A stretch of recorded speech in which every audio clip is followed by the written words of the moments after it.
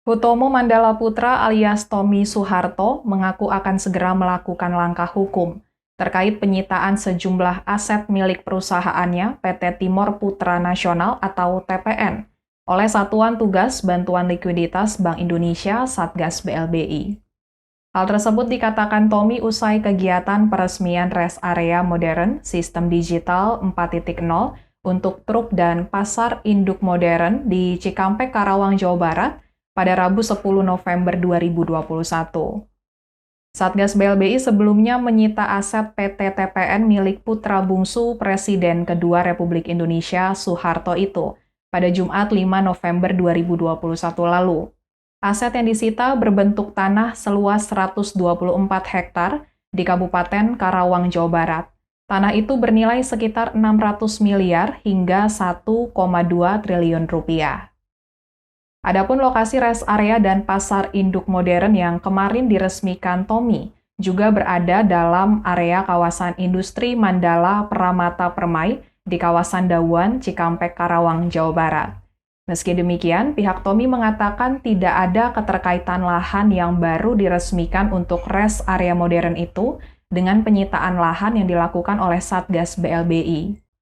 Operasional dan Asisten Direktur PT Mandala Pratama Permai, Muhammad Haikal mengatakan, depo logistik, pengolahan air, dan pasar induk yang baru diresmikan Tommy tidak berada di atas tanah yang disita oleh pemerintah. PT Mandala Pratama Permai adalah perusahaan lain milik Tommy Soeharto. Ia menduduki jabatan sebagai komisaris utama di perusahaan tersebut. Adapun rest area yang baru diresmikan Tommy dibangun sebagai hasil kerjasama dengan Bintang Baru Raya, BBR Logistik. Rest area yang diberi nama Mandala Pratama Dawuan itu diklaim sebagai rest area pertama di Indonesia yang menerapkan sistem digital terintegrasi.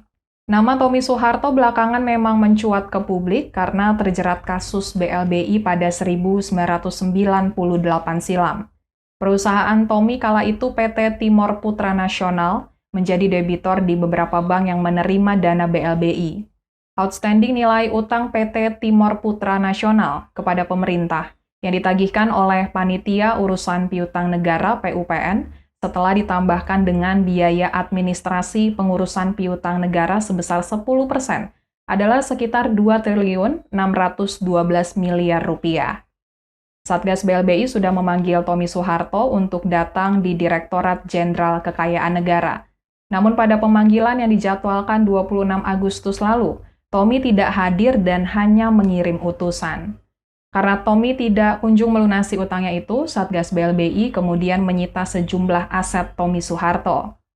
Menko Polhukam Mahfud MD mengatakan pemerintah mengerahkan 426 aparat gabungan yang berasal dari anggota Polres Karawang, Satuan Brigade Mobil, kemudian Komando Distrik Militer 0604 Karawang, Satpol PP Pemkab Karawang, dan Linmas setempat. Mahfud mengatakan pemerintah akan segera membaliknamakan aset tanah sitaan tersebut, lantaran tanah tersebut ketika disita masih disewakan dan masih atas nama yang bersangkutan.